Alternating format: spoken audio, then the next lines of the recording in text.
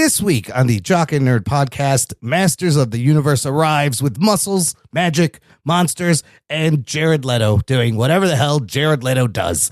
After 40 years of waiting, did Hollywood finally figure out how to make a good He-Man movie? Plus, Spider-Man Brand New Day is breaking runtime records. New trailers are heating up the summer, and we've got plenty to nerd out about, all in this edition of the Jock and Nerd Weekly for Monday, June 8th, 2026. This is Frank Grillo. You know me. But who are you? Are you the discerning, sophisticated type of person who enjoys all the latest comic book and superhero TV and movie news? Pop culture references, witty banter? Me neither. I'm just here for the dick jokes. Check one. All right. This is for all you fans out there. Let's give it up. We talk it, we nerd it. We funny, disturb it. We talk it, we nerd it. We spoiler alert. Oh yeah. Hey, yo, what is up, listener? How you doing? Thank you for pressing play, and welcome to the Jock and Nerd Podcast, where we give you comic book and superhero TV and movie news, reviews, and whatever we choose. Jock and Nerd. My name is Imran. My name's Anthony. He's the Jock. He's a nerd. And joining us is the fella who likes to spend his days drawing pictures of Ram Man and Fisto, except they're all just drawings of dicks. We call him Puppetor, but you could call him Rug Boy. What's up? He-Man, I've got you now. I drew your dick, He-Man, see?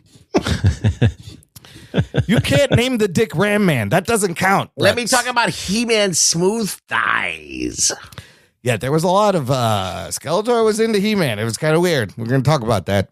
Yes. But He-Man. Puppetor. Puppetor. I Puppetor. Gwildor. There was no Gwildor. I was disappointed. Anyways, more about that later.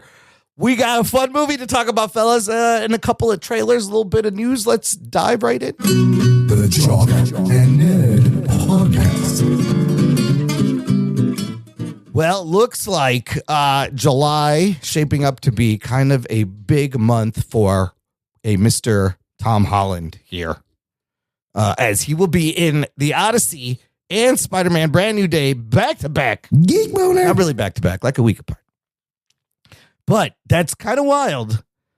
He may already be married to Zendaya. I'm not sure. I believe they're engaged. They may be married. It's unclear. So I think he already won at life there. He's got two big movies. So I got a couple of news stories relating to Spider-Man and the Odyssey. The first one is the runtime for Spider-Man Brand New Day, reportedly revealed. This movie's going to come in at a whopping 150 minutes. That is 2.5 hours. Oh, shit.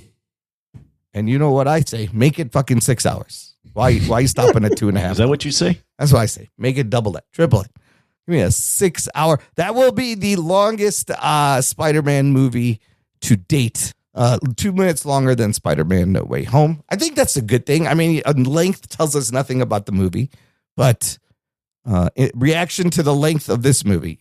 That's what we're reacting to, the length I of the just movie? want to know what you think. 2.5 hours. Anthony, do you like it long? Do you like it long or do you like it high and tight?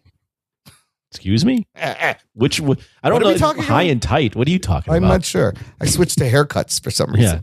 He went long as in, Yeah. and you went high and tight. Okay. Anyways. Yeah. 2 hours and 30 minutes. I mean, I've been complaining lately about being in a movie theater for longer than 2 hours or so. Yeah. 2:30 seems like a long time, but I'm okay. I guess I'll be all right with it. So I like Tom Holland Spider-Man, so that's what I'm saying. Give me 4 hours. Now, if you're complaining about 2 hour plus movies, there are a ton of 2 hour plus movies coming out this year. So yeah, just fucking prepare your bladder I there. feel like if they're spending all that money on the movie, they use more time. Right? And if you got all these fucking characters, you got Punisher and the Hulk and all these villains and Sadie Sink, like you're going to need at least 2.5 hours to catch me up to speed and give me a satisfying story. It's not like crazy. Like once James Cameron comes into the fold and is doing 3.5 hour fucking movies, Right. You got Lord of the Rings doing 4 hour fucking movies. You know, 2.5 hours doesn't seem too bad in comparison, right? So that's kind of a crazy thing. So then there was June 17th is when tickets go on sale for Spider-Man Brand New Day. That was when the new trailer was going to come out, the tickets on sale trailer. Well, that trailer has leaked. Floppy job. Just like the first trailer is already leaked online somehow. I don't know what's going on over at Sony, whether this is intentional. I didn't see it. Yeah, no, I didn't see it. There's like, it's so funny. They're like, trailer leaks. We have full description and audio of the trailer. And I'm like, who the fuck wants to read and listen to a trailer? Just, I can wait. June 17th isn't far, but it's out there somewhere. And now I think this Doomsday trailer, fellas, what do you think? Anthony, you're going to be at San Diego this year. I think what's going to happen is you're going to see the Doomsday trailer at San Diego.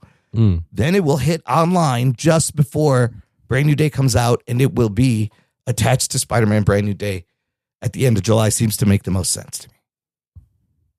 Yeah, maybe.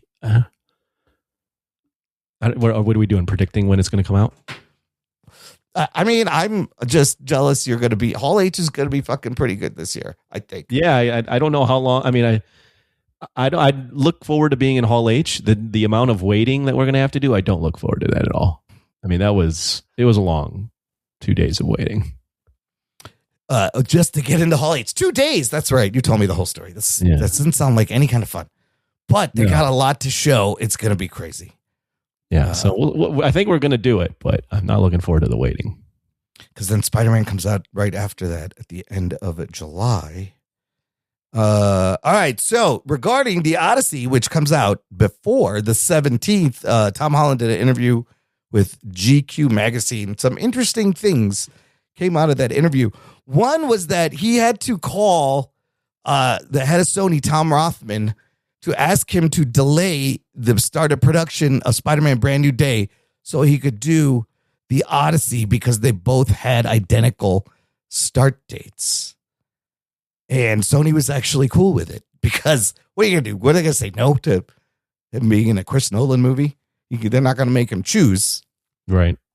And in fact, Holland says it's because of this delay they were able to lock down Destin Daniel Cretton to be director, because had they started earlier, he wouldn't have been able to do it. So it looks like it's all going to work out. Here's the fun thing I thought was in this article is he talks about how he watched Nolan at work and then called fucking Sony Pictures and gave him notes, right? This is what he said. This is what it says in this Variety article.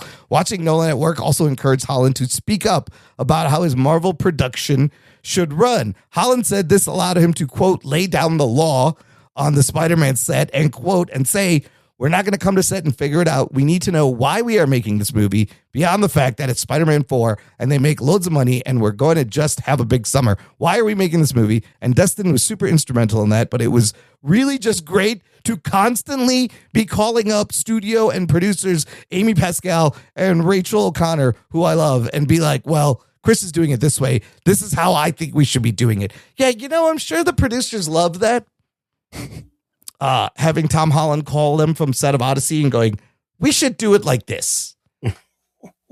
What, think about a movie before they make it? Yeah, well, that's probably a good idea. I'm sure there's valuable things that Tom Holland took away from a Christopher Nolan production that made him go, yeah, you know what? Maybe we can tweak some things. So maybe nobody should sit around the set, Yeah, everyone has to stand. Can we remove all the chairs? What do you think about that? The fact that he goes, we should know why we're making this movie. I would think that's how you start a movie, but you never know with these fucking superhero movies, right? They're just making it. They just announce dates and line up and get the stars to agree to the contract, and that's it. They promote it, and then that's it. That's all they do. I think it's hilarious. The movie doesn't matter. It's the trailer. That's it. Let's make the trailer, and then if the movie sucks, we got their money. So, just to think Tom Holland is like, actually, he's calling up and going actually to them. But I thought I heard somewhere that Tom is actually really good in the Odyssey.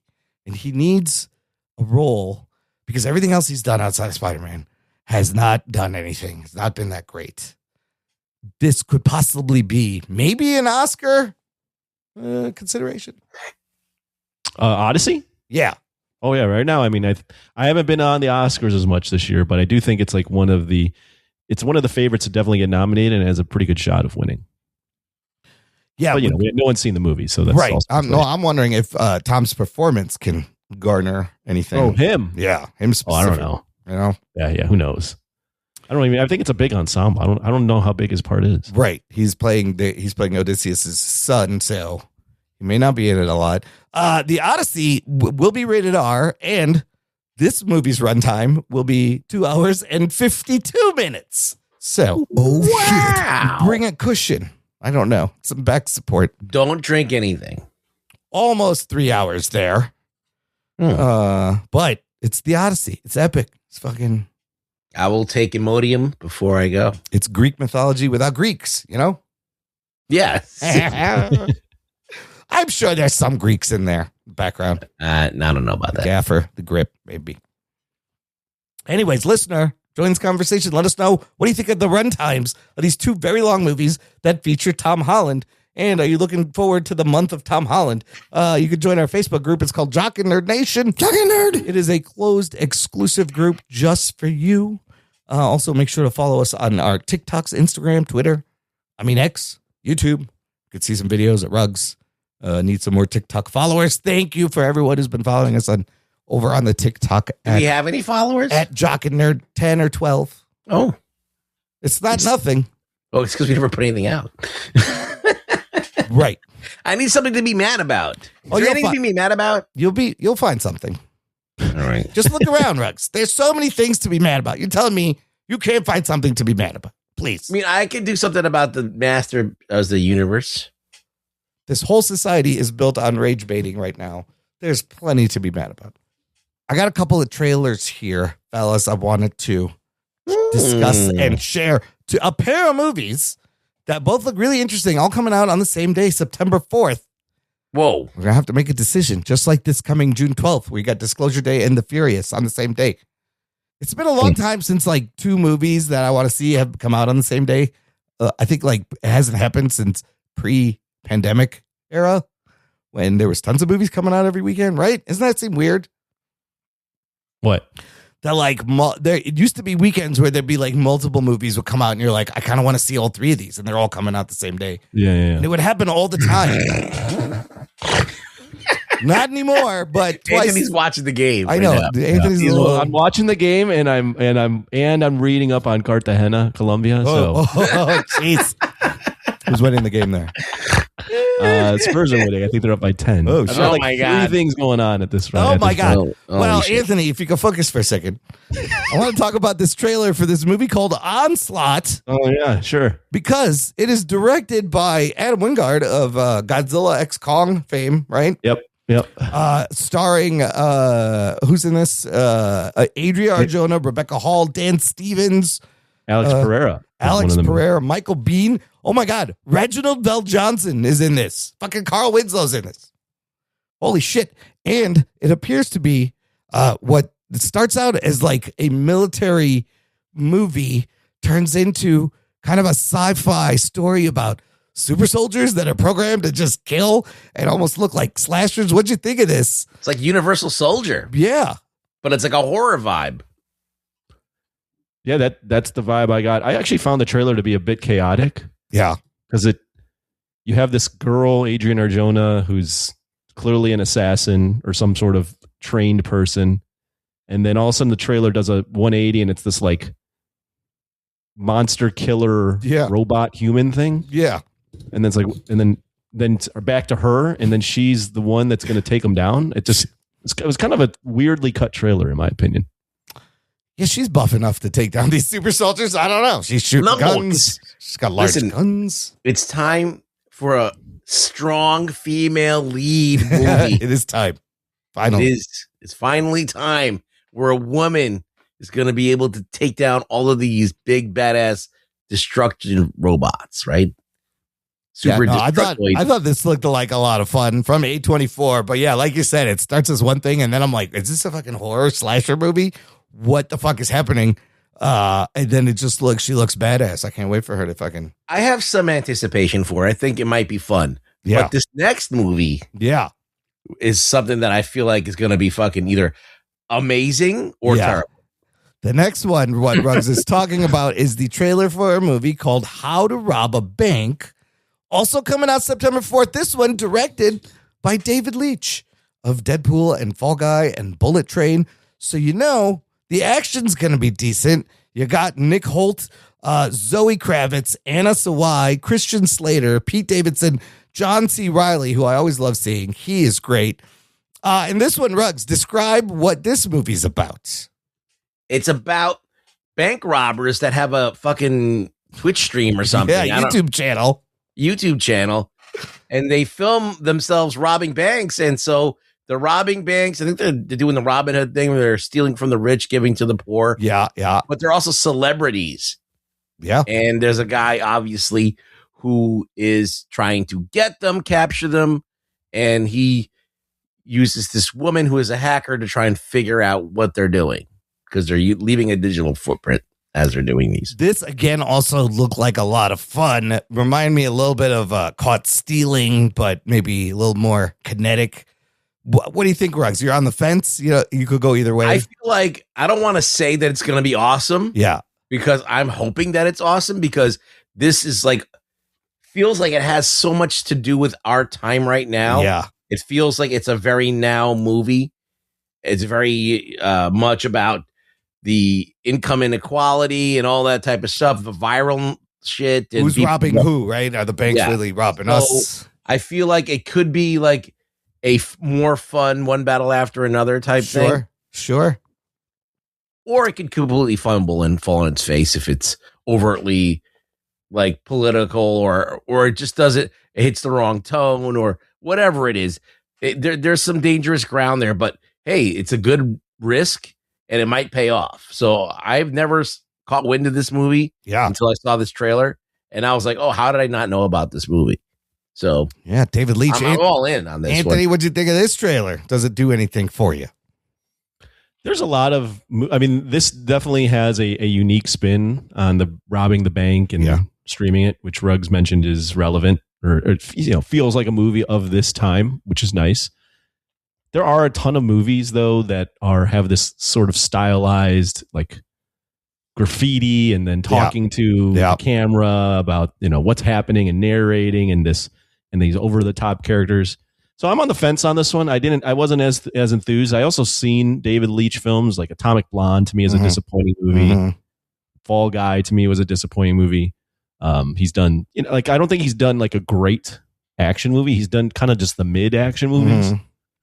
He did I guess kind of do John Wick, but was that how much of that was him versus Stahelski? Yeah, it was like both of them, and then Deadpool was pretty good. I liked Deadpool 2 was fine. Yeah. I mean, so I feel like we get a lot of these action movies like this where they're kind of winking at the camera a little bit, and I don't know if I always like these. I mean, the one we watched earlier this year was it? Which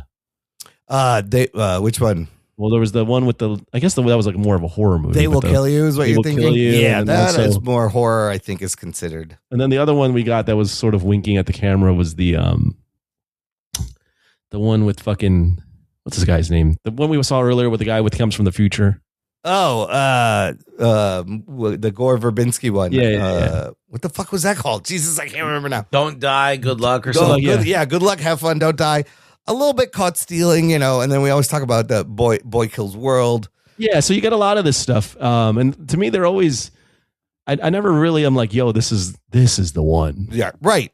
But I do love this genre of these fucking crime heisty. I feel like it's more like The Running Man than anything. Oh, yeah. Yeah, a little bit. The Running Man, which was great. Fast paced and like dealing with YouTube influencers and modern situation. I'm down for both of these so far. I'll tell you that much. How to Rob a Bank and Onslaught, but both on September 4th. So I don't know what you do there. Just imagine Onslaught is the fucking classic, and David this one sucks. Yeah, Adam Wingard doing like it looks like a smaller budget movie is also very interesting. Because I only know his Godzilla work. So. All right, now I got two trailers for things that have trailers, but we have a second trailer. The first one is The End of Oak Street, coming from David Robert Mitchell, written and directed by, this one coming out in August. This new trailer, a little bit more story, a little bit more looks at the story of this neighborhood that's just transported into the middle of a prehistoric jungle with dinosaurs. And Anne Hathaway with a shotgun shooting dinosaurs. Anthony, back to you. What'd you think of a little bit more of a look at this one? I like this one. Who's directing this? Did you mention that? David Robert Mitchell is the guy's name. It feels very Spielberg 80s. Or J.J. Abrams, right? It feels sure, maybe J.J. Abrams too, but I got a real 80s Spielberg vibe. Yeah. And I also just really liked that it's like dinosaurs, but dinosaurs in a neighborhood. Yeah. We don't get a ton of dinosaurs in the neighborhood. We've seen a lot of variations of dinosaurs. Yeah. So this whole their neighborhood gets moved somehow to a place where now dinosaurs exist. To me, it seems very, very 80s wonder-like, and I liked it. This was the trailer of the 4 that you got on here. Oh, shit. Nice. Yeah. I mean, I think it's set in the 80s too. Like they're wearing clothes.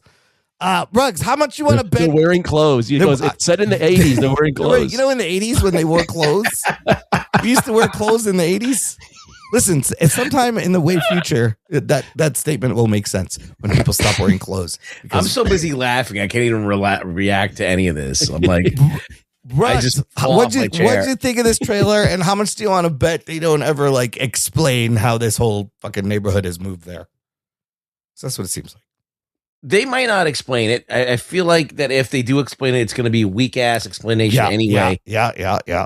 But I guess you're just in for the ride if you want to see dinosaurs getting fucking slugged with guns. Yeah.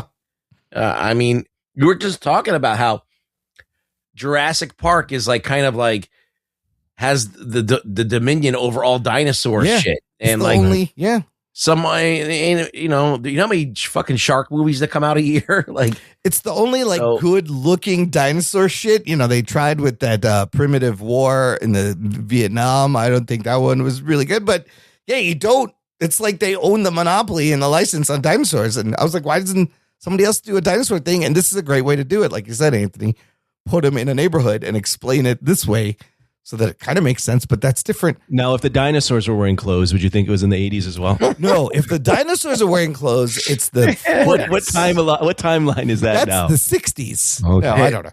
If the dinosaurs are wearing bobby socks, then they're in the 50s. Yeah. Anne Hathaway in this one, too. She's in like 6 fucking things this year. I love Anne Hathaway. I mean, some of these people may have double Oscar nominations since they opened that up that you can get nominated twice. I don't think Anne Hathaway's getting nominated. Not Anne Hathaway, but you got Pattinson. For the End of Oak Street. You got Zendaya. You got Holland. You got, there's another one that's in a lot of things. I don't know. Yeah. But you never know.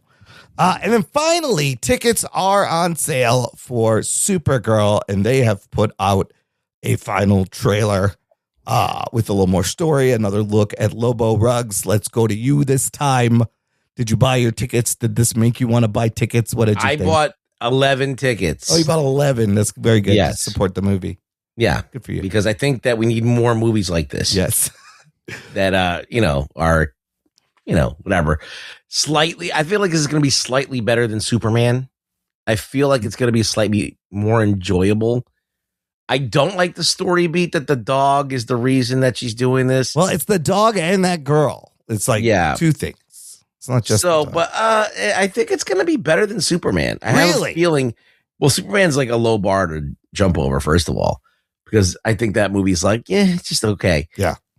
So I think like it's going to be slightly better than Superman. I feel like it's going to have a little bit more action and a little bit more, it's not going to be as fluffy and huggy as Superman is. Yeah, it does look a little darker. Yes. So I feel like I'll be more on the ride, but I don't think that there's anything here to write home about.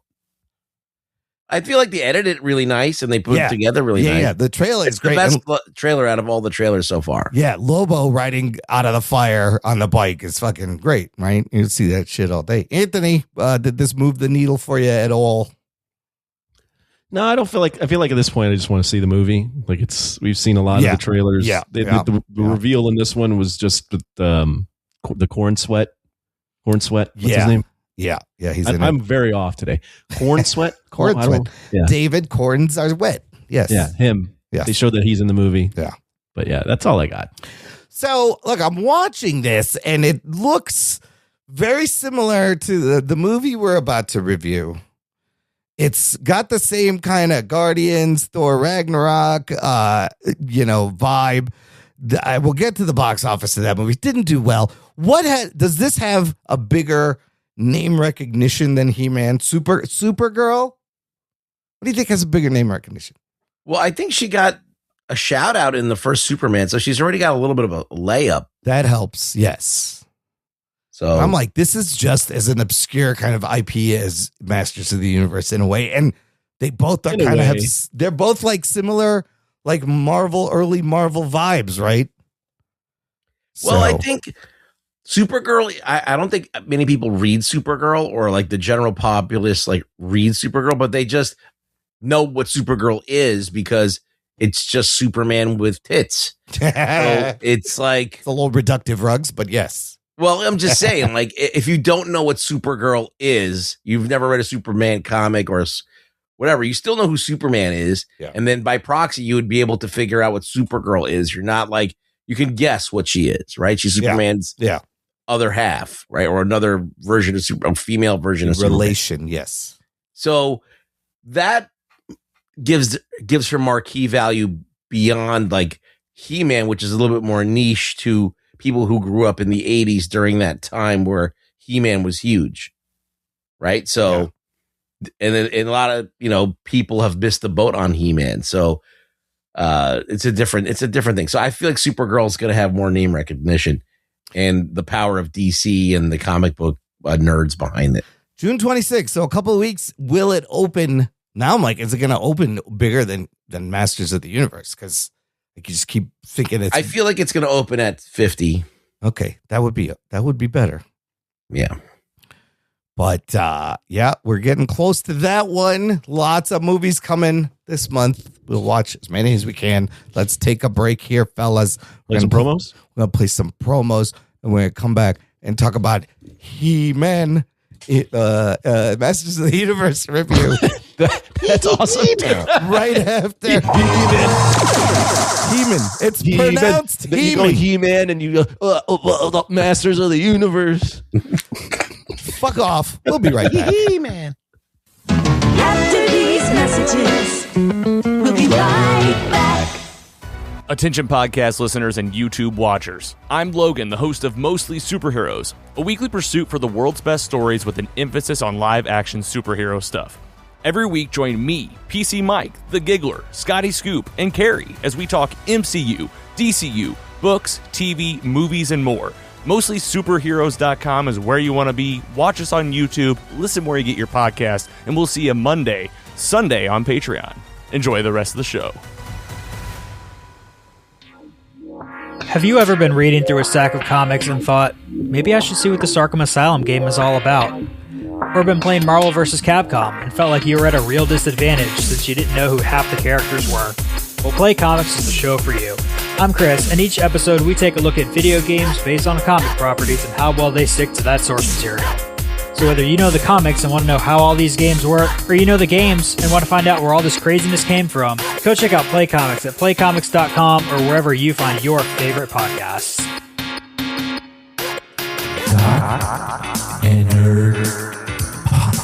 Listener, if you like this show, this is a great time to support the show, give back, join our awesome Patreon fan club. Just visit jockandnerd.com/Patreon. Jock and Nerd. There's a link in the episode description, and you can give back on a monthly or annual basis.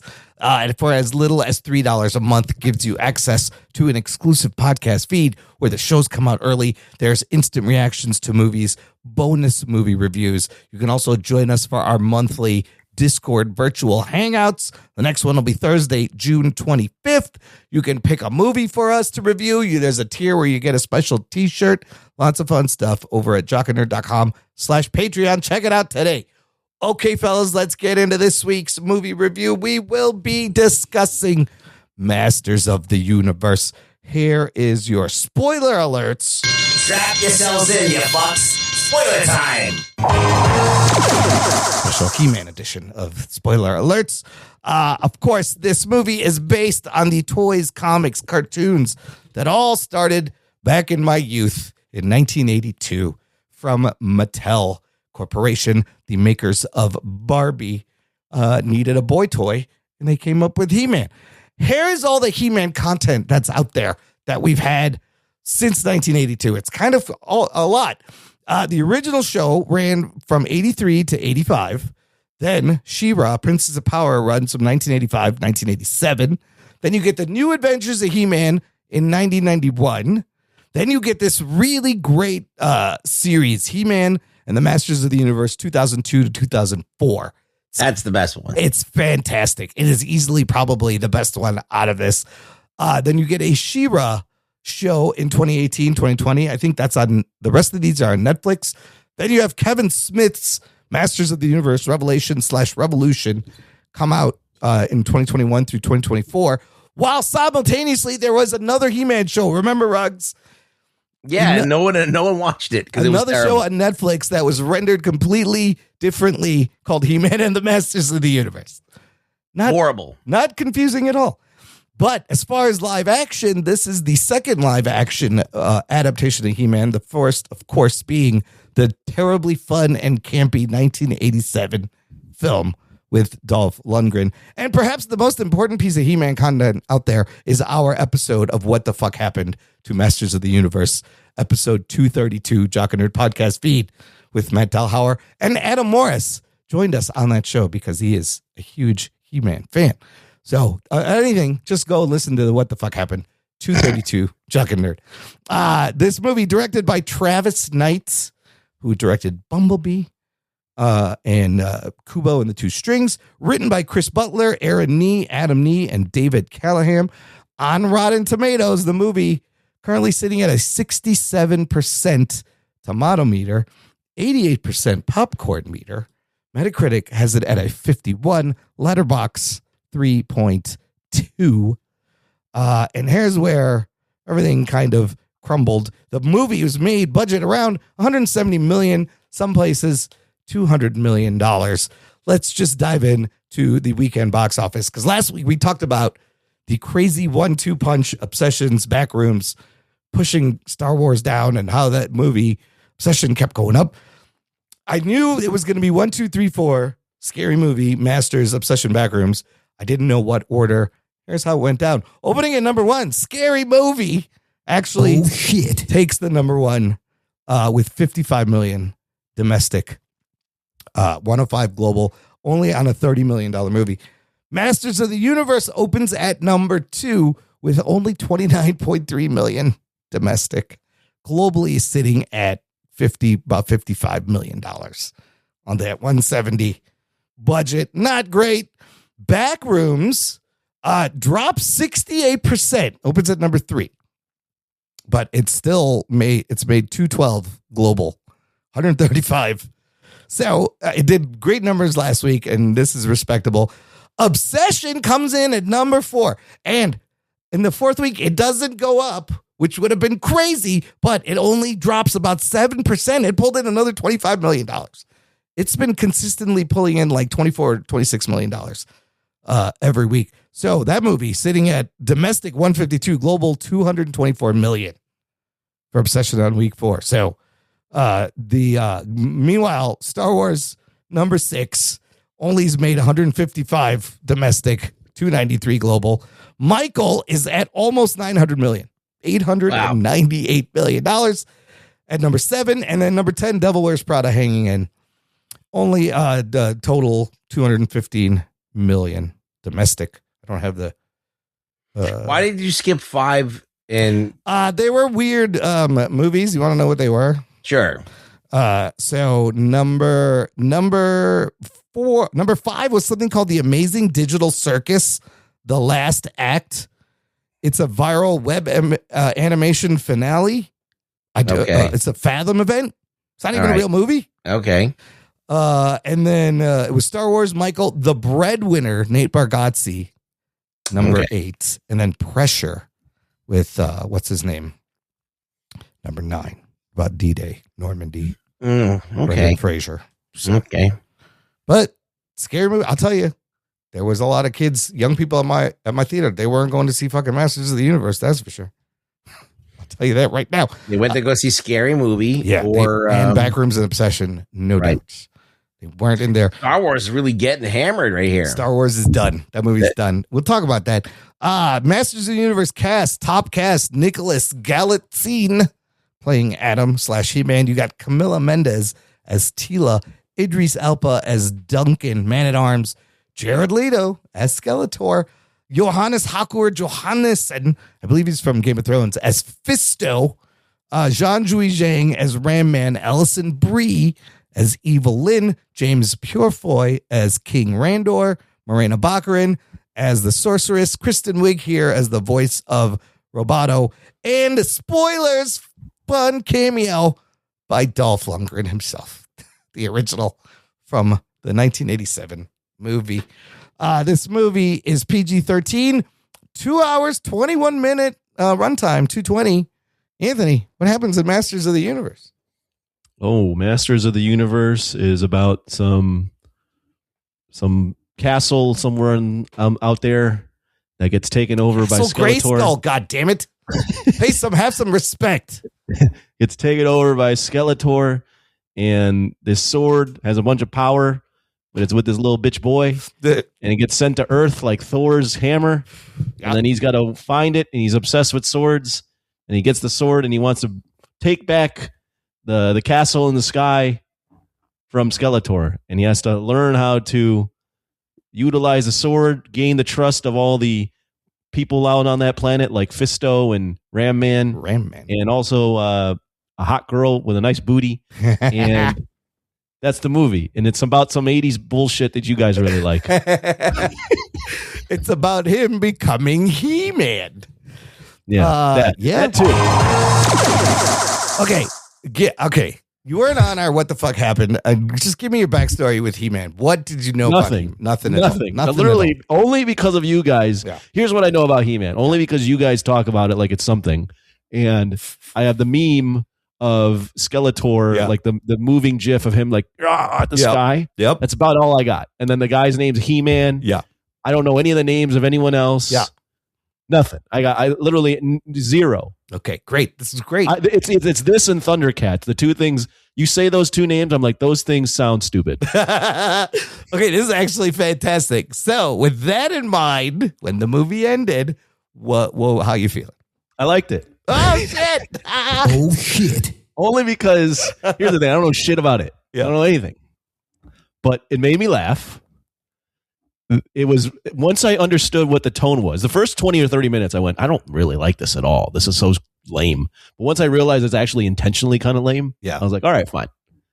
Then you got the hot girl. So you got a hot girl. Yeah. Now, I wish they would have doubled down and had a romance with the hot girl, but at least they got a hot girl. Yeah.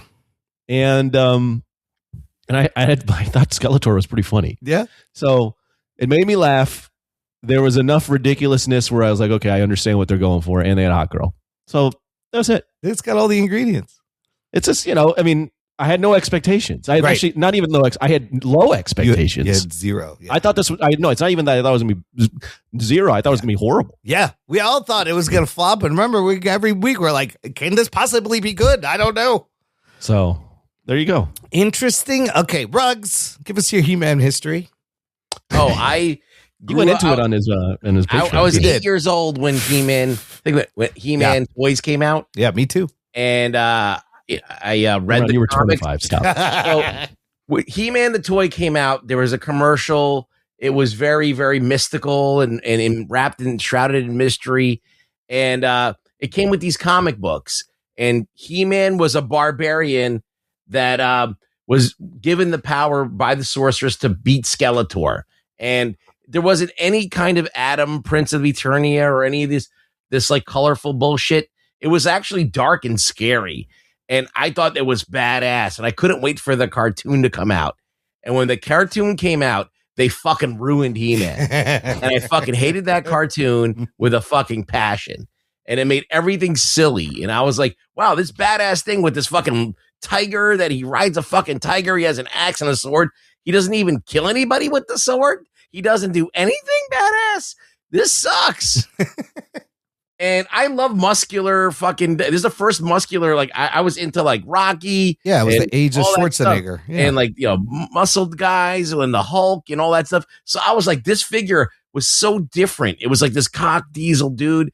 And he was bigger than the G.I. Joes and bigger than the Star Wars figures. And he was just and they were like in a crouch position, and it was just badass, and all these accessories. So like it was cool, and it was also sci-fi. Yep. It was barbarians. Yep. It was mystical magic. It had everything all into one. But then the show comes along and fucks it up, and I fucking can't stand the show.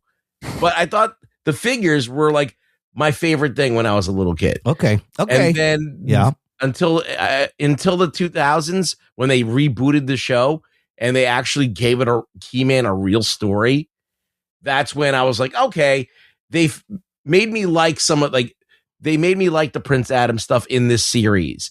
They made me like kind of reconcile, the way because they treated Skeletor more seriously. Yeah. And everything, it gave him a backstory.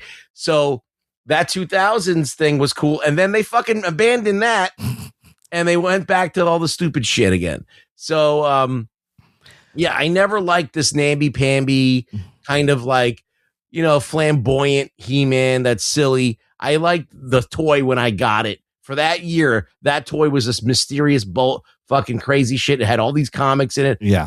And the comics were like, the paintings on the boxes were like Frazetta paintings. I didn't know what Frazetta was. Yeah. I just know this shit was badass. Yeah. And those guys were copying Frazetta. Yeah. And this is all Frazetta influenced. Yeah. So, like, I love Frank Frazetta, and he's been a huge influence in my life. And it starts with He-Man because I knew about Conan the Barbarian, but there was no like toys of Conan at that time. There was no like right. And that's a rated R movie anyway. Yeah. So this was like a Conan for kids, and so I liked it. So that's where my passion of He-Man comes from. Is like I always liked the toy and the potential for that toy and the badassery. Did this movie work for you then? This movie, he has moments of badassness. There's moments of like Conan-esque stuff, but it's mainly a comedy and it's silly. And when he's in Earth, he doesn't act like a real person. Like a real guy would never have his room. Like a grown man would not have his room with his child drawings all over the fucking place. He's looking for his sword, though. Like, yeah, he's looking for his sword, but like, come on, like he's just a complete idiot, and he's not, and for no reason. You don't know anything about him. Yeah. So like, they're just doing a silly movie at that point. And if you want to watch a silly popcorn movie, this does the trick. Yeah, it does. It's a decent film if you don't know anything about He-Man. If you don't know anything, if you don't have anything coming in. It's fine. You can enjoy it. And I think it's enjoyable. I think actually it's the best He-Man movie that there is right now. Yeah, that's true. It's better than the Dolph Lundgren one. Yeah. Dolphin's in it though. Dolphin's he's in it. It's about this guy is nowhere near as jacked as he should be. Yeah. Like he's got to be, come on, this guy like, he's really not that jacked. I thought he was pretty buff. I thought he looked big enough. Come on. I'm just saying. I know people. My own family that are bigger than the guy, so they don't do the steroids like they used to. Yeah, that would be too big. You can't do that. Well, I don't know. I mean, just like Hugh Jackman looks way more ripped than that guy.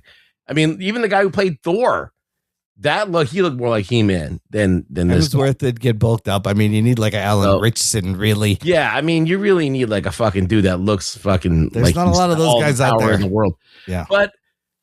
Even with that said, it was fine. Like I think he was fine. I think if he had a little bit more time to gain some more weight, and put on some more muscle, be even better. Yeah. More impressive anyway. Yeah. Because like the transformation isn't really much too, because he's already big. Right. And then they try and like, oh, he got muscles all. No, he's already big. He just got like a little bit bigger. And I think that's like a play on the TV show. Yeah. Because Prince Adam was already cock diesel. Right. And no one could tell that it was He-Man. Come on, you can't That's tell. That's why the show in 2000 was better. Yeah, because he's skinny kid. Right? And I do like in that show how they made like Skeletor, Randor's brother. Like I thought all that worked. Anyways, my entrance into He-Man similar to Ruggs, but I think I saw the cartoon first, and I was like, "What is this?" And then I saw the toys, and then I had He-Man playing with Transformers and G.I. Joe and Star Wars, and they would all fight each other in these crazy epic battles. So I loved the cartoon, even though it was silly and there was a lesson every week. as someone who grew up with this at my age, I thought this really worked. It kind of really worked for me. I thought it was really fun. I felt like it was just silly enough. It didn't take it. It took itself maybe it could take it a little bit more serious, but I like that it was just silly enough. It knows what it needed to do. The question going into this was like, how do you nail this tone? And I think he nailed the tone. The music, the Queen Brian May guitar music is fantastic. It perfectly fits. It adds to the tone. And it does remind me of your Guardians and Thor and Flash Gordon and Dungeons of Dragons, a little bit of Star Wars, a little bit of early Marvel. It just blends in with all the other mediocre stuff. It is like all the other shit. But I thought some of the humor was funny. Some of the jokes worked on me. It is almost like a movie. I've been waiting like 40 years to see this fucking movie. They finally did it. The costumes look great. And yes, as much as I hate Jared Leto as fucking Joker and Morbius and everything he does, he fucking stole the scenes he was in. He was really good. I was so surprised. I came away so surprised going, this is a lot better than I thought it was going to be. The action scenes, the fight scenes are great. And you could tell Travis Knight is a fan of this from his childhood. And even though it's 2:20, I didn't think it felt long at all. I thought it was paced. I felt it dragged in the middle, and we could have skipped the whole Earth part, but like, I like some of the Earth part. I thought was hilarious. Look, this movie, you can tell it was not a singular vision. It was like, there's like 7 writers on the movie. You could tell that it wasn't. It didn't lock in. But the thing is that it has enough action and the pacing is good that you get through everything quickly and you don't sit there and think about it. Right. So I think it moves along in a way where it carries you through into the story and you're able to still have a good time. But I don't think the works really well. I think that some of the jokes don't land. Right. And not all the jokes work. Yeah. They don't work with the tones kind of are crazy. Is it a kid's movie, but you're talking about fisting? I know. And like, it's crazy. So, and talking about He-Man's thighs and all that. And was it me or did Skeletor want to fuck He-Man the whole time? I think he was impressed. There's 2 times where he's talking about the sword and he's just salivating. And I feel like Skeletor's more jacked than He-Man. A little bit. I mean, the suit looked good. I guess they filmed that with just his face and he covered it in blood, Jared Leto, while they were filming it. And then they just covered it up in CG. But I thought Skeletor looked great. I thought everybody, like fucking Trapjaw looked amazing. All the designs and the ships looked like just like the fucking toys. Like it really, it touched the child. I feel like the only one that looked like cosplay was Evil Lynn to me. Yeah, and maybe the sorceress costume was not the best. Oh, yeah, and her costume was horrible. Yeah. So I have a question. Yeah. Are all those characters just the toys? Yes. And then is He-Man and Skeletor the main people, and then everyone else is like another like a lower person? They're all related. Well, when He-Man first came out, it was him, Skeletor, Merman, Beastman. There was like and then eight Stratos, yeah. and then there's a bunch of main characters of the first figures that were not in this movie. Yeah, Stratos they can put in the second movie. And Zodak they didn't put him in either. Yeah. But like, who's the lady? The hot girl. Tila. That's Tila, which is Man at Arms' daughter. That's just like in the show and the comics.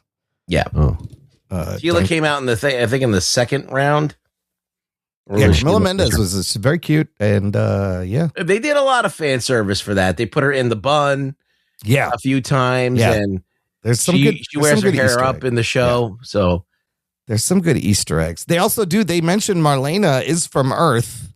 But they don't even go into why. It's one quick line that just throw it away. But the whole opening, with the young Adam. You start with the voiceover explainer, and right away I was like, "Oh shit, here we go." He's gonna fucking narrate. The voiceover opening is never a good sign, but the scene when Skeletor attacks Duncan versus Trapjaw, that first fight, that shit was great, and you see him get sent to Earth and lose the sword. And don't narrate the whole thing, Imran, please. Well, no, the punchline of it being. When we cut to 15 years later, he's telling the story to his hinge date is fucking hilarious.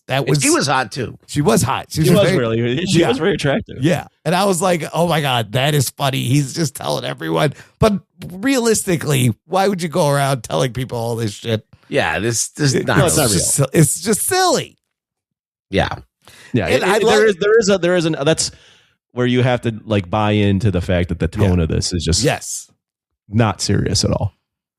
Yeah, no, and it perfectly, once you get that little joke, like you're like, all right, I see what kind of movie I'm into. And I thought it was really funny. It works.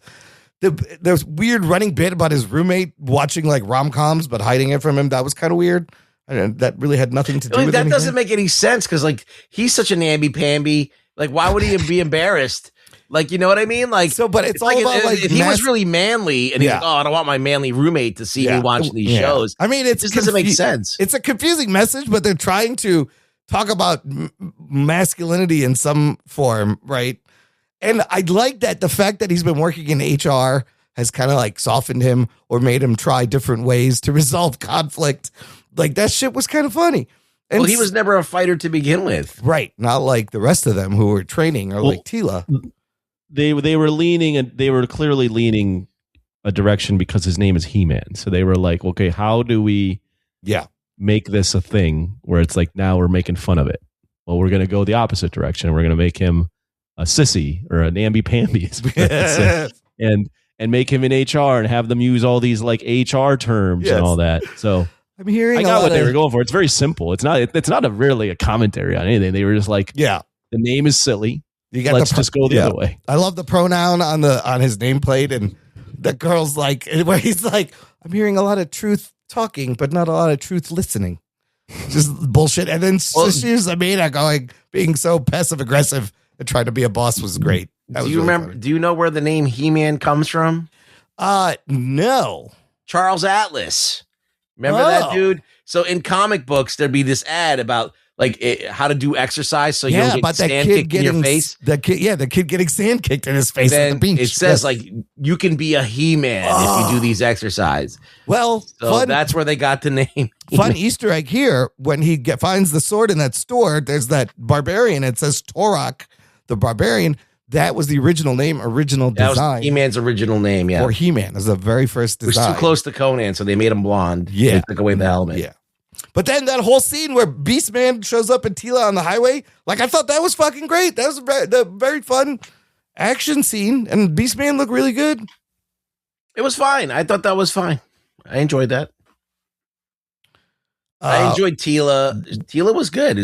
What do we think about the Dolph Lundgren cameo? It was fine. Did you get the line where he goes, what does he say? Good journey. Good journey. They shouldn't have squeezed that in, but they had. That was Anthony. That's from the 87 movie. They say that to each other. Good journey. That was it really was slapped in there. It was. That was the callback. Dolph looks good though. Pumping iron. I thought he looked good. They should have set it up. He's like, I'm on this journey. Well, then good journey to you. Yeah, I know. He just says it out of nowhere. Just says it. Good journey. I liked Roboto also. I thought the robot was good, and especially when they reprogrammed it. And she was really funny. It's Kristen Wiig voicing. Duncan's character arc is kind of nice because they set up he's kind of like a father figure to Adam, and then he's all drunk and he's got to find his purpose again. And why is he drunk? Because he lost a trap jaw? I guess that fight was haunting him because he was traumatized. Anytime Trapjaw came up again, he didn't want to fight him. But then he does at the end. But then he does. He gets his revenge battle after He-Man rips Trapjaw's arm off. That first transformation, that was great. When he finally that was fun. Yeah, it's like halfway in the movie. It was like when Thor gets his hammer in the movie. Yeah. I think the only thing I would say about this is, or not the only thing, I'll say more. But if you just don't know anything about He-Man, you're just going to go, oh, this is Thor and Guardians. Yeah. That's like what I'm saying. Like, this movie is way too late. Yeah. This movie should have come out like 20 years ago. Yeah. I would say at least 10 years ago. So, like, the people who grew up with it, who have kids, their kids would be 5 or 6 years old and they could watch this movie. You know? Yeah. But now people who have kids that are like people in their 50s, their kids are grown up already. Well, so who is this movie for? So when I went to see it, there was a lot of dudes my age, and there were some children. also, but They're probably dragged in by their dads. I feel like it's more for the specific like 40, 50-year-old He-Man fans. Well, they should have made it for us. Yeah. And I think that they tried to make it for everybody, and that's why the movie suffers a little bit. Yeah. But hey, whatever. But there is like adult humor in there. Skeletor had some fucking great lines, like when he's done with his hand in the air and he's like, well, this is the crescendo, and I put my hand in the air, I'm done. Yeah, he's doing Stan Lee. He is doing Stan Lee. And then what was the point? Oh, go ahead. No, when he kills Boss Man, he's like, look, I made mulch. I was like, this is kind of funny. I don't know. What was the point of casting Jared Leto as I don't know, because you would not know it's even fucking. I think that they were going to do the Keldor thing and they cut it out. It's the only reason. They might still make him his brother. But his voice is modulated. You don't see There's his never face. going to be another movie, Imran. This is it. I mean, it's so to that point, it's like unless Bezos is just like, yeah, we'll just make another one. I think they should. It sucks that this thing is flopping at the box office, but I would watch this again over fucking Mando and Grogu. I want more like this. Actually, they kind of did it, but you're right. It reminds me of early Marvel. It should have came out 10 to 15 years ago. It's too expensive to just make another movie. It's very expensive, but it was a lot of fun. It's set up. There were 3 post-credit scenes. I don't know if you guys watched all of them. I didn't even know there were going to be 3. Who is She-Ra in this? I don't know. They don't show her. They just cast you can her. see her face, kind of. You can see the side of her face. I think they. I wonder if she's in the cast here.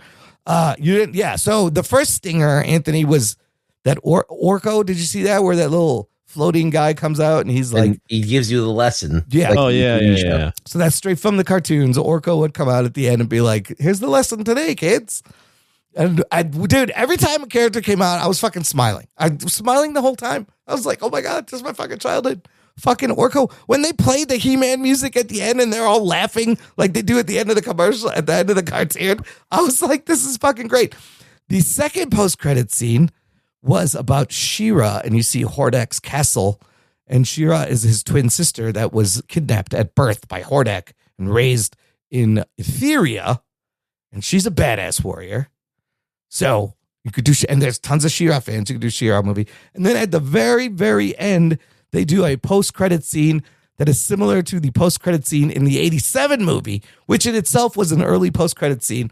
You see Skeletor's skull, and Evil Lynn strolls up and picks it up and just goes, "You've looked better," and then puts it in her cloak and walks away as if to imply. And then you hear him laughing. Yes, so she can bring him back to life. She can take him to Hordak. There's a number of things. He can be Scarecrow or Scareglow. He could do a number of things with him. He'll be back. The thing is, will they make a sequel? Because Imran, come on, stop. I want them to. I want more. You know the answer to this. They're not making it. I mean, it's fun. Look, it's a fun movie. Yeah. But it's not a movie that, one, drew a shit ton of money. Two, there's nothing like, it's not special, Imran. I know you love this movie. It's and I'm going to sound like Ruggs. It's not special. This movie's, there's nothing where you're going to go, wow. Yeah. They really nailed something here. They have to keep it going. Like this for me was just a fun movie to watch. Yeah. The only reason I watch it is because you guys told me to watch it. I wouldn't ever be like, yo, this is a movie you got to see it. This is the type of movie you throw on in the background. You do some other stuff. I'll give the movie some credit. Okay. The score was good. The music was good. The fact that they threw fucking Queen in there and Brian May in there, that was fucking crazy. They did do a lot of fan service. The costumes were really good. Everybody looked right. Like Skeletor looked great. Yeah. Everybody but Evil Lynn and the Sorceress looked fucking great. Evil Lynn looked right. Evil Lynn I didn't like Allison Brie for Evil Lynn, and it just looked like it just looked like a cosplay suit. I liked her, but the blonde hair I thought was weird. That threw me off. She has white hair. It should be white. Yeah. But she just doesn't look right. I don't like the way she. And it just didn't fit to me. I thought that Evil Lynn should be more of like a, I don't know, like someone with an evil presence. Yeah, like almost like even like an Angelina Jolie or somebody. She's a little too like bubbly to be a bad. Doesn't fit. There. Yeah, doesn't fit. Evil Lynn. Yeah. Evil Lynn. Okay. And but I mean, whatever. I mean, her the Sorceress is even worse. And but other than that, though, the costumes were great, the music was great, there was a lot of action, and the action was serviceable. Yeah, it was decent. And who's the sorceress? Morena Baccarin. Yeah. Miranda Baccarin. Yeah, she's the bird. She's where he's like, you're a talking bird. And she's like, well, you do have a talking tiger. Cringer was great because in the show, Cringer is always afraid, doesn't want to get involved. He's always like, I don't want to do this. You know what my favorite thing was? Yeah. I will say that I got on board with the tone and the vibe.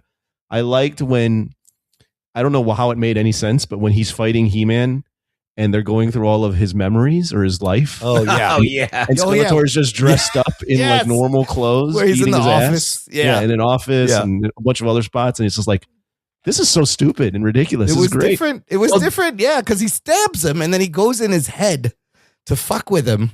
And he's in the office. And then he has to eventually talk to the sorceress. And she's got to do the whole, it was never the sword. The power was in you the whole time. Right. Yeah, I hate that. I hate that with passion. Also, I didn't like the fact that Beastman was able to go to Earth. Yeah. And like the Skeletor knows about Earth and he doesn't want to do anything to Earth, or We don't need Earth. He just wants Eternia. He just wants to fuck up that planet. We don't need to be on it. He just wants a sword, right? He wants the power. He wants to be a god. What's the name of the tiger? Cringer turns into Battle Cat. And then Cringer, who was Cringer fighting at the end? Cringer was fighting. Was it the beast person? It was because Adam was fighting Skeletor. Tila was fighting Evil Lyn. Right. And who the fuck was Cringer battling? He was battling maybe it was Beastman. Was it Beastman? Maybe it was Beastman. I don't remember, but he got in there finally. Yeah, they should have had more Cringer. Is Cringer normally just a docile cat? Like he's a fraidy cat. No, but He-Man hits him with the sword and he becomes Battle Cat and he becomes badass. So the full transformation in the animation, Anthony, is he does the whole by the power of Grayskull, I have the power, gets zapped, turns into He-Man, and then he points the sword at Cringer, who cringes and transforms into Battle Cat with that kick-ass armor you see him wearing at the very end. More people, Rugboy, I plug your review on Patreon because you gave a really good backstory into He-Man. I went, oh, that's why he would like this version. Do more people? I think my guess would be more people identify with the cartoon version though, right? Because it was just a bigger medium than the whatever it was originally a comic. It was originally comic books, but then they, as I said, they did the 2000 series, where they kind of retconned everything and tried to bring some of it back into a more serious tone.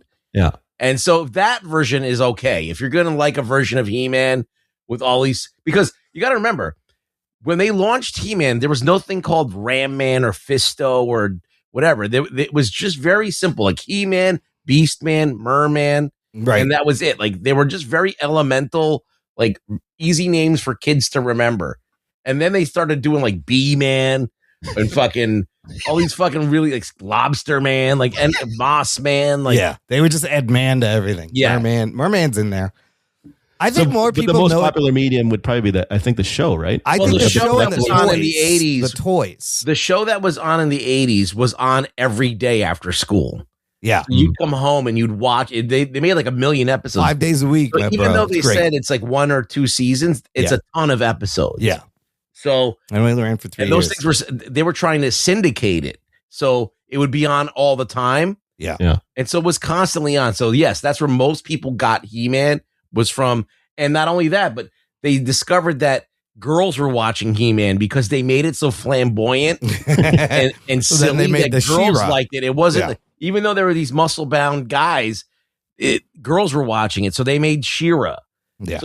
So it's kind of like a huge fail if you ask me. So Mattel they have Barbie, they want to make a boy toy, and then they make it appealing to girls. So they blew it like from the get-go. So do you think? So I don't know. Do you think the fans of the toys and the show would have, like Imran, would have liked? Most of the people would like this, or is it still? I think if you're a fan of the away? TV show, the silly TV show, I think this is you're gonna like this. I think so. I feel like it does the job. Yeah. For like the people who like that. If you like the 2000 show, it's different. Maybe you're going to not like it. If you like the original comic books that launched with He-Man, and like I like the original comics, and I like the 2000 show. Those are the He-Man that I think is the best versions of that. This felt like the 80s show at times, which is, If I you're was an like, 80s wow. fan, which most people are, I think that's the largest demo. Yeah. I think that they're going to be. So I think most He-Man fans are going to be happy. So there's the other way to do it is you shift it more into a Game of Thrones way where it gets a little more serious, but I don't think the studio, they would have been too scared to do that. I would just go straight fantasy, Conan-esque. Yeah. And keep Skeletor. I mean, you can have comic relief. Yeah. But Skeletor was always really funny and scary, and I think they got that right here. But Castle Grayskull is just a prop. Like, you never feel like the majesty or the mysticalness or this source of power. It just it's actually drab. It's like you see it from the outside and you go inside and there's nothing special going on. You don't really get to spend a lot of time in there. Like in the show, he was always in there talking to the But even in the first movie with Dolph, they made Grayskull more of a part of it, you know? Yeah. It's not like the centerpiece of the city or whatever. Like I thought it would be. Yeah, it's just kind of weird. But like, I felt like that there's a couple of things like the sorceress and Castle Grayskull, and that's like a big part of the lore. Yeah. They kind of get stepped over and they just like they focus on the sword. And she's like the most important thing in the whole universe is the sorceress. Right. So I did like at the end with the names, how they made the names funny and a thing that Adam thought about when he was a kid, which is why they're called Ram Man and Fisto. I thought that was funny. Yeah, that's a really clever way to make those silly names work. That makes sense. That makes like perfect sense. That it's a kid. He doesn't really know the name, or he maybe forgot the name, so he renamed them in his mind. Anthony, you remember at the end when they're all standing around and laughing and bending backwards and stuff in a circle? Bending backwards. They're all just like, ha, ha, ha, ha. Oh, yeah. They would end the fucking cartoon ended like that, like every episode. Yeah, they'd have like a little joke and they'd all laugh. and then one of the henchmen, Ruggs, did you notice Skeletor's henchman, that monster with the white hair? Same henchman from the 87 movie. Yeah, they used him with the claw. Yeah. But then the fisting and the blowjob jokes. Well, I was like, oh my God, they went there. Like, you have to give him some head. Yeah. You have to give him some head. He's like, what? No. He goes, you ram and you're a man. I love what Mechaneck's neck is out. Duncan's like, put that neck away. What are you doing? Fucking Mechaneck. It's great. No Manny faces. No Manny faces. Oh, yeah. We had Triclops. Remember, we didn't have Cyclone. Yeah, and Strato, the flying dude, Stratos, yes, was like a huge character, but they didn't. EQ was in the first line. Stratos. Oh yeah, it was like in the first 8 figures that they launched. Yeah. But is this movie better? Well, we can get into it. Give us final thoughts. Is it better than Mando and Grogu? Is it better than some Marvel movies? Possibly. I don't know. I think it's better than Love and Thunder. Yeah, right. For sure. It's just as silly. I think it's better than Marvel's. Yeah.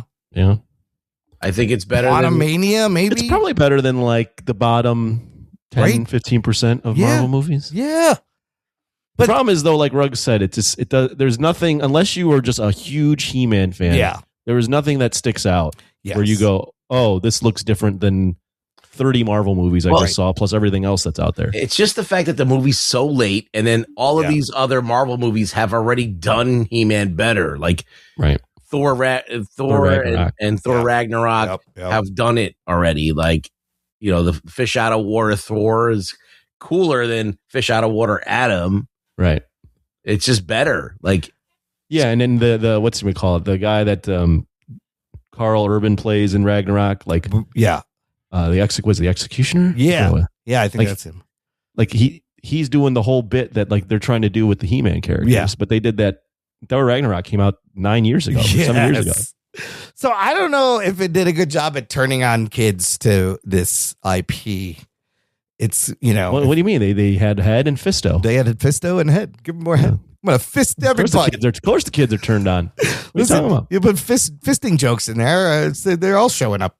Oh, now they added like a woman at arms in there. They just put a girl a character, Dion or whatever. Oh, yeah. Who was Dion?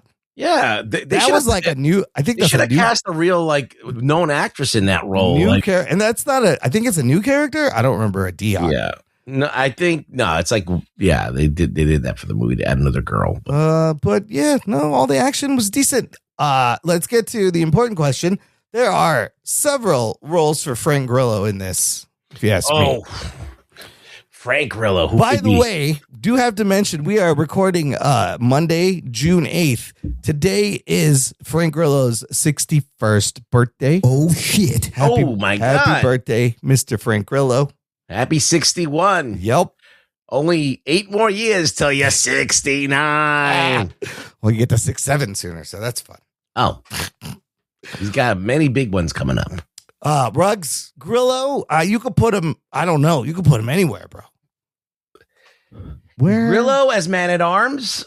You could do Grillo as Man at Arms. You could do Grillo as Skeletor. You could do Grillo as He-Man's dad. Yeah, you could be King Randor.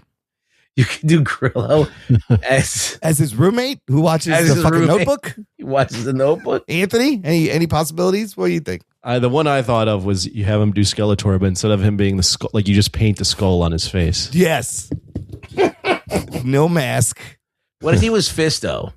Oh, Grillo as Fisto is good. Fisto, Yeah, that'd is, be and good. it rhymes, so Yeah. that's even better. I'm Fisto.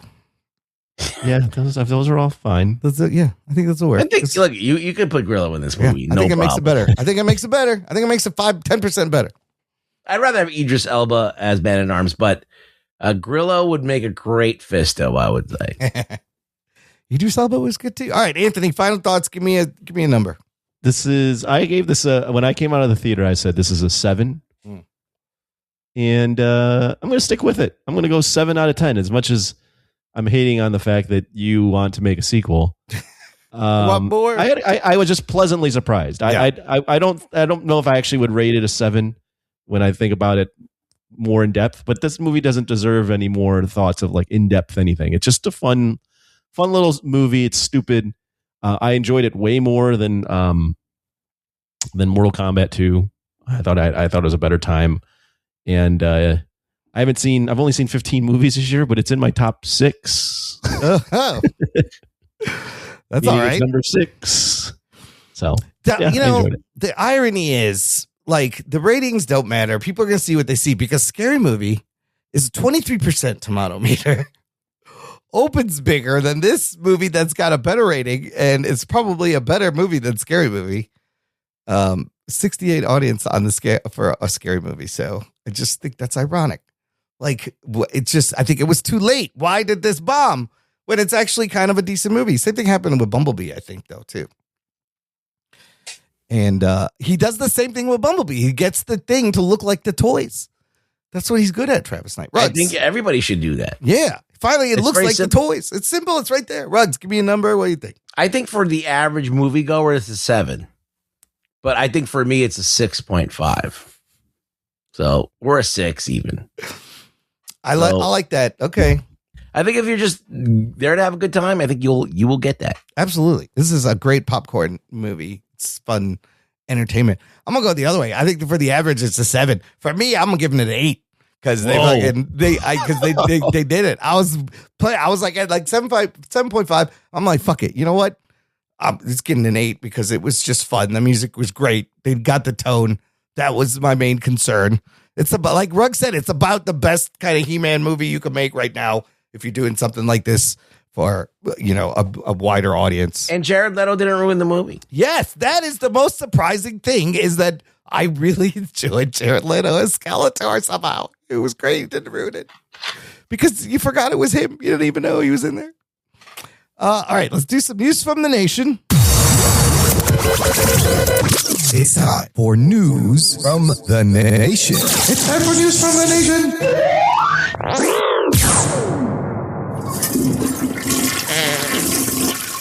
It stinks. It stinks. It stinks. Listen, there was one person I was thinking about this whole time that I needed to hear what they thought of this movie, and that person is our official podcast science advisor, Dr. Adam Morris, PhD, LSD, XYZ. I don't know how many letters he has after his name, because he is a huge He-Man fan. He joined us for What the Fuck Happened to He-Man. Jock and Nerd episode 232. Go listen to it. So I was like, man, what does Adam think? Well, we found out. Adam Morris checking in saying, no surprise, but I fucking love this movie. I fucking loved it. Enough backstory to make it make sense, but didn't get bogged down in anything. All the characters were super fun. Idris Elba as Man-at-Arms and Beastman were badass standouts. Overall, I thought it was a great intro into the universe. Did some humor well without being ridiculous. I will actually go see this in theaters again. So I was glad that Adam Morris enjoyed it. That was what was the important. He's the real fan, so he. Yeah. No, and I kind of wanted really important. So. I wanted to see it again. Again, I would watch this again over Mando and Grogu, which is wild. And then Daryl K says everything about this was fun, and entertaining, except for Jared fucking Leto. Did not like the Leto. I like the Leto. I thought the Leto worked.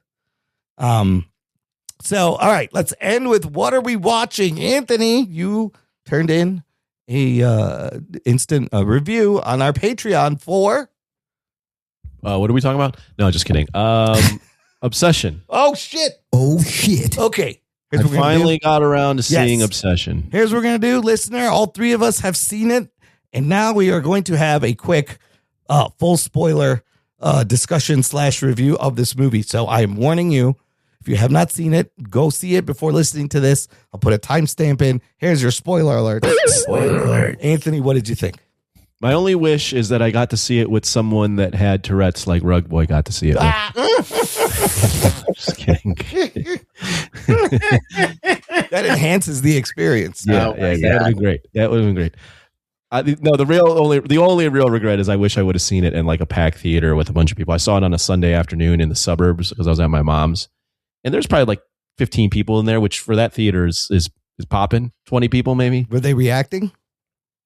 It's so big. Like the theater is just it's a big AMC, and it's just so big that even if people are reacting, it's hard to like. You can't really hear anything. Right. But yeah, this is another one where I don't like horror, and I had a great time watching this. I mean, there were a few moments where I was sitting there and I got goosebumps, chills rolling up my arm, and a couple of those scenes. This girl, Indy Navarrette's a rock star. She's gonna be awesome. Absolutely. She was on Superman and Lois. I finally remembered. That's where I know her from. I think she's already locked in some other new roles or something. She's a little like Margaret Qualley mixed with like Sophie Thatcher, like all those girls around that age. She's like looks very familiar.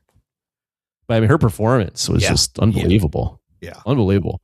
Yeah, she was great. The concept is very simple, and it's very effective.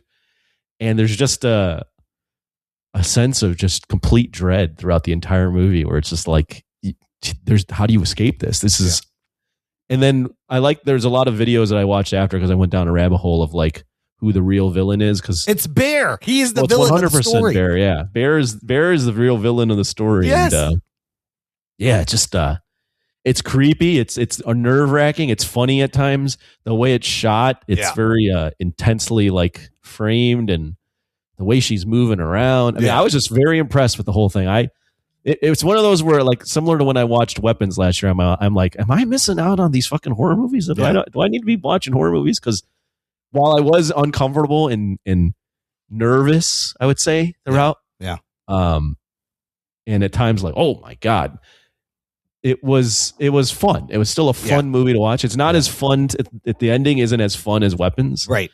But I mean, if you threw a Weapons Obsession 1-2 punch at like a drive-in, like that's perfect. I thought it was weird at the machination. They're both witchcraft possession movies, but both movies have you snapping something to do the thing. It's hilarious. People that are possessed and like locked into doing something that they don't probably want to do. That they're inside and they can't get out. Like that moment when she's like asleep, but she's trying to get out. And she's like, "Kill me, kill me!" I was that was creepy. The one where wild. The one where he calls the customer service and he's like, they're like, "You want to talk to him?" Yeah, you can hear her screaming in the background. I was like, "Oh, what the fuck?" Yeah, it's fucked up. The scene in the car is so wonderful because something's going to happen. Where he's talking to Sarah, the other girl. Yeah. You're like, this is bad. Something bad's going to happen. You're waiting for it. But then what actually happens you don't expect. And it is, again, it's super clever and efficient for her to use a brick to smash the window and then use said brick to smash the face in. I was like, that's clever. I wouldn't have thought of that. He said, hold the brick up there. But you're like, he had to, they made him cut out like 6 or 7 smashes. I got to ask your guys' opinion because I've seen some stuff online and I went from one opinion to the other, but I'll ask you guys first and I'll give you mine. Do you think in the beginning of the movie that Nikki was actually giving Bear a chance to admit that he liked her because she actually was wanting to give it a shot? I felt why would she be crazy then? Why would she why wouldn't she roll with it then? If the whole thing about this movie is that she's doing something she doesn't want to do. And so if she liked him, maybe it wouldn't be as bad. Well, the wish, though, wasn't that she would like him. It was that she would like him more than anything else in the world. Yeah. So she's completely lost any sense of anything else she likes. Right. So what do you think? Do you think he was, because, you know, she goes like, if you like, first she says, when I have a crush on somebody, nobody knows. Yeah. Yeah. And then she says, just admit right now, like, do you like me? Yeah. And then she seems disappointed when he yes, kind of pussies out. There was a moment when all he had to do was tell her how he felt and be honest, and he blows it. But do you think she liked him? I don't know. I think it's it's up to the viewer. I don't really know if it's it's a little because he's a little bit insecure and fucking. Well, that's what I think. Annoying. I think she likes him for him, but she wants him to step up and be a man. Yes, and he can't do it. And the fact that he couldn't say it right there and take command and be like, "Let's go," you know, right? Well, but there's an interview after. So the reason I ask is this was debated, and then there's an interview where they asked the actress, and she just gives her opinion on what she thought, her interpretation of the script, and she said, "I think in that moment she would have given it a go." She's just like, "I don't think it probably would have worked out, but in that moment she was like ready to at least try something." With it. Yeah, absolutely. I felt that right there. And then I think it's hilarious that he makes the wish and kind of instantly regrets it. And she gets weird. But how long? Because there's a montage where they're together and he's essentially like raping her, I guess. Oh, yes. How long was she under this spell? For a while. Like how much time had passed? He clearly, when he makes the wish, he notices something is off. Yeah. Like he says the line kind of in a throwaway fashion. Yeah, right away. He notices something is off. Yeah. And at first, like treats her with respect. Right. But then at one point he flips the switch and he's like, well, fuck it. I do like her. And this is better than not liking her. And like he has several chances to like make it right. But even when he calls the help desk or whatever, he doesn't want to reverse the wish. He just wants to alter the wish. Right. He never really. And then even at the end, he realizes he has to kill himself. And then while he's killing himself, he realizes, no, I don't want to kill myself. Yes. He tries to get her to do it. Or he wants to throw it up and still well, he's just not, he's clearly a very disturbed, lonely guy. Yes. Bad decision after bad he's living in his grandma's house. Yeah. With tons of oxycodone everywhere. Yeah. The only like big plot holy weird thing is you're in this world where like fantastical wishes just happen. Like the guy wishes for $1 billion and it just starts raining money. So like then you can call the wish guy and just cut for his service. You do whatever. That's true. I do think though, like the wish elements, like there's some chatter online that was like, well, why is she this? Just because she's obsessed with him, why is she this like insane, crazy? There's another theory. Why is she shitting herself? Why can't she go outside? Well, because he told her to stay, don't move, stay right there, and she just stood there. I guess I don't know. There's another. I think it's more that I interpret it as that she is so obsessed with him that when he's gone, she can't think about anything else. Right. And she's like stuck again. Yeah. And she's and like the worst parts of her, like she's like, oh my God, like is he cheating on me? Is this happening? Blah, blah, blah. You can't do anything. Like he gets what he wants, but does not understand the ramifications. There's another theory that the spirit of his dead cat is what that's why I saw it possessed her. Well, the director said the cat thing was weird.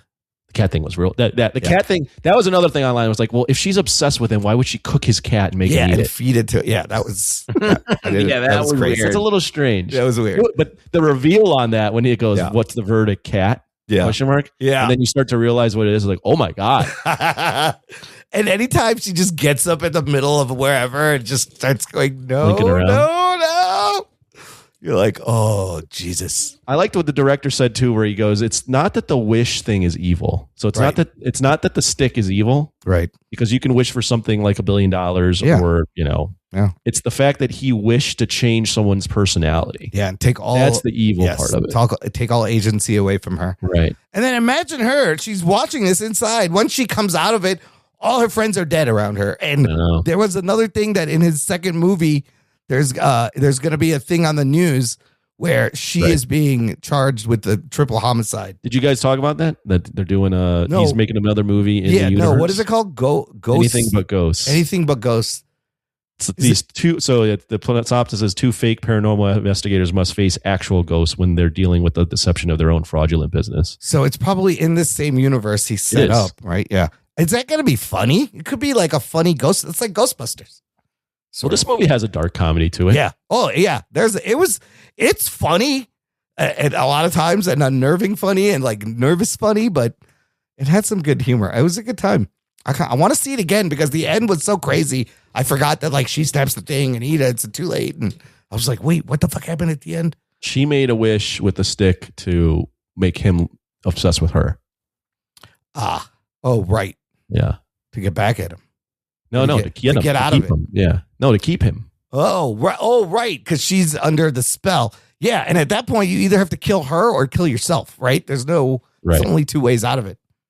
But if they're both obsessed with each other, that's why then. Oh, right. Then it's okay. But she does it too late. But then there's theories online that his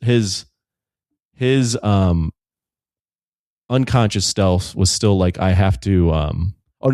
There was a theory online that he's so obsessed with her. Right. He's obsessed with the real version of her, so that he goes out there and he stops himself from killing himself because he wants the real her to come out, and the only real way for her to come out is for him to die. Okay. You see following that? Yeah. So like die and come back to life. Like so now he loves her unconditionally. Right. Right. But the version of her that he loves is not Willow Nikki. It's the inside Nikki. Right. So then that's why there's a theory online that it's not that he got paused from killing himself and that's why he came out. It's that, I shouldn't kill myself because I know that I should stop myself from throwing up because I know if I die, the real Nikki will come out. Oh.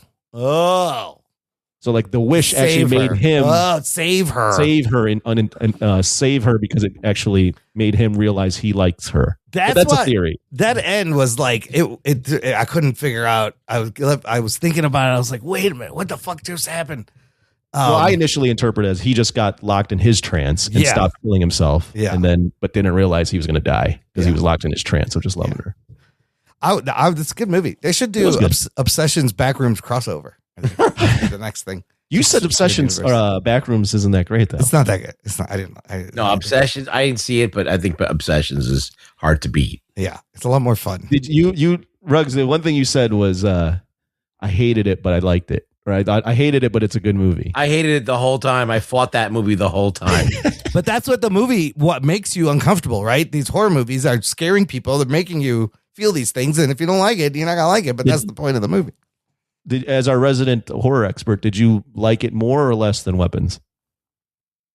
You talking to me? Oh yeah, you. We asked him this last week, by the way. Did we? Yeah. Oh, I was not. See, I wasn't paying attention at all because I hadn't seen it. Yeah, I didn't seen it. Yeah, I think both movies have their weaknesses, but I think Weapons, just the ending of Weapons was just so bombastic. But I think this one works as a movie much better. Yeah, you might be right. I think Weapons is more entertaining overall because of the ending. Yeah, but Weapons, there's some weird shit with like the gun in the air and all that. Where this one's a lot more focused. Oh yeah, even though this movie's made for less than $1 million, Weapons probably like a $50-100 million budget. Yeah, I think that this is a bigger feat. Like the fact that you can make a movie this simple.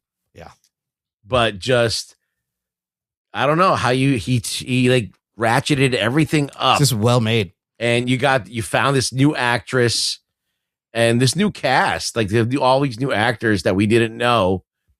And now you have a new star. You have a bunch of new stars, So This movie has made $224 million. So Weapons had a $38 million budget and made 270. they had star power. Wow. Yeah, Yeah. star power, yeah. Yeah. This movie just comes out of nowhere. One of my favorite things I saw online, I'm getting a lot of shit because my friends now know that I've seen it, so they're sending me stuff. One of the favorite things I saw was, Yeah. are we really, so you remember Ian? Yeah, the guy, the other guy. Yeah. Yeah. Everyone's like, or one of the memes I saw is like, has a picture of Nikki looking hot, and it's like, are we really supposed to believe that Nikki and this guy Ian were casually hooking up for 2 years? I don't buy that. She don't look like she'd be into him. But yeah, that was a crazy reveal too. And the guy was like still egging Bear on to go talk to her when he was hooking up with her. So what do you think happens to Indy Navarrete? Is she the new It girl? Is She's gonna get horror movie? Yeah, she's gonna get roles. She could go like the Mia Goth route, or you go like the Margaret Qualley route, or Sophie Thatcher, do some more horror movies. She could be like, I mean, I've seen people that are online like that love horror that are going, she could be like the next just Scream Queen and just be in a shit ton of horror movies. Yeah. Apparently her next one is she's in a A24 movie called Goblin. Oh, R-rated puppet comedy. Oh, Rugs. Puppets. Right up your alley. It's a puppet. It's a puppet movie. Yeah, no, I'm glad you got to see it because I had so many thoughts about this, and it's just fun to talk about. It made more money in the second and then the third weekend than it did in the first. So it's like, and then the fourth just drops like 7%. But it's like relatable situation, more relatable than Backrooms, which is just this surreal fucking weird thing that they don't explain what it is. It's just people in rooms. So, fucking great movie though. Ruggs, you sent in some things last minute here. You want to talk about those? Yeah, I think I told you I started watching Normal. Oh yeah, you hadn't finished it though, right? And I finally finished it. I watched the first part, which is the boring part where nothing happens, and then I watched the second part where shit goes down. Yeah, and it was actually pretty fun. Oh yeah, and it's not gonna like change your life, but it's definitely an enjoyable little action yarn for a quick watch. I think if you can get through that first 30 minutes, I think there's some fun to be had. It's not like John Wick or like any of those movies. It's not quite there. It's not even, I don't think, Nobody. I don't think it's even on that level. Oh. But it's still good. It's still good. Okay. It's okay. Then I watched a old movie, which I try to watch an old movie every week. And this is Lords of Flatbush, starring Sylvester Stallone and Henry Winkler. From 1974. I didn't even know about this. And Perry King. And you may not know him from Riptide. He was in the guy from Riptide, that show Riptide. Anyway. The Fonz is in this. Yeah, the Fonz is in it. Dressed up as the Fonz. It's about a bunch of greasers, a greaser gang. And they're just a slice of life with them in Brooklyn. Oh. And all they're trying to do is get laid. Nice. Basically, they're impregnating as many women as possible.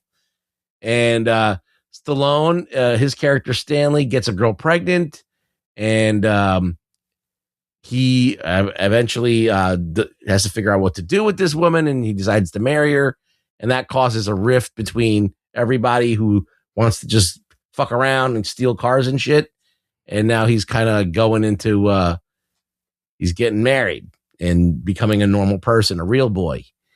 And that's what the movie's basically about. Henry Winkler doesn't really do much, but I guess this is what inspired people to think of him as the Fonz. So, it's crazy. Happy Days starts in 1974, and he's wearing like the same jacket in this movie that he wears on Happy Days. I wonder if it started here and then got him that role. I think that's what happened. Huh. I think they saw him as part of this gang, and they said he could be the Fonz. And this is one of Stallone's first movies, I think, or maybe first or second movies, right? Yeah, let me look here. Hold on. And so they give him a pretty beefy role. He's in it a lot. He's like the dumb guy of the group, but he's playing to Rocky basically. But is it a good movie? No. If you want to watch a slice of life period piece about greasers in the 50s, it has your bases covered. They go to Coney Island. They fuck around in Brooklyn. they play pool and they beat people up. They run through the park. So it's like, it's all right. This is like his second movie where he has a name. He did Rebel in 73 and then a bunch of uncredited roles. But yeah, this is like his second big role here. So I've heard about this movie, so I just wanted to check it out. And so if you want to see the first Stallone movie, you could tell he's got potential in this movie. All right. So, all right. I checked out Apple TV's got a bunch of fucking great shows right now. There's a new series called Cape Fear that's based on the book and the movie, Scorsese movie from the 90s, with Javier Bardem as Max Cady and Amy Adams and Patrick Wilson as the couple. And they use like the same music from the movie, the 90s movie, the big bombastic horns. It's not bad. Javier Bardem's very good in this. There's only 2 episodes out, but I was digging it so far. cool. Yeah. Cape Fear on Apple TV Plus. Next week, here's our assignment. Disclosure Day opens June 12th, this Thursday. They are expecting an opening between 40 and 59 million. So we'll see. That should open at number 1. That's more than what He-Man made. But then The Furious also coming out this weekend. And that's got like 100% Rotten Tomatoes rating, apparently. I'm very curious about both of those movies. So we will definitely be reviewing Disclosure Day. I think I got that on my list, right? Yes. I think you picked Disclosure Day. Yes. Cool. Yeah. A lot of your movies will be coming out in June and July. Anthony, what's the score right now? It is. Well, they're showing a replay right now. I think the Spurs are up 94-91, fourth quarter. Oh, it's so tight. Ooh. It's tight. It's tight. All right. I guess we should end the show so I can watch the end of this. You know what else is tight? Anthony, where are you going to be? That's tight. Jesus Christ. He's going to be testing it out. I'm going to be in Cartagena this weekend. So you got to meet with the cartels? You got that cartel meeting. Yeah, we gotta figure out what they're doing with the cocaine hippos. Listen, we got to fund this show somehow. You know, Patreon sometimes is not enough. So, that's where I'll be. Meet a guy named... And he's going to be smuggling something up his ass cheeks. This guy's going to give you a package, Anthony. Just bring it right back to me. Don't worry about it. Yeah, tuck it under your balls. Ruggs, where are you going to be? In Colombia? I will not be in Colombia. I will be here in the tri-state area. And probably you can find me on Twitter or X at Rugboy Show. You can also check out our website, listenerjockandnerd.com, for all the ways to connect, to support, to follow. Share this show. We would appreciate it. It's the easiest thing you could do to help us out. Thank you for listening to the Jock and Nerd Podcast. My name is Imran. My name's Anthony. He's the Jock. He's the nerd. We'll peep you next time. This is crazy. Be more funny. The fuck's going on here? Fuck's sake, man, you're amateur. Jock and Nerd.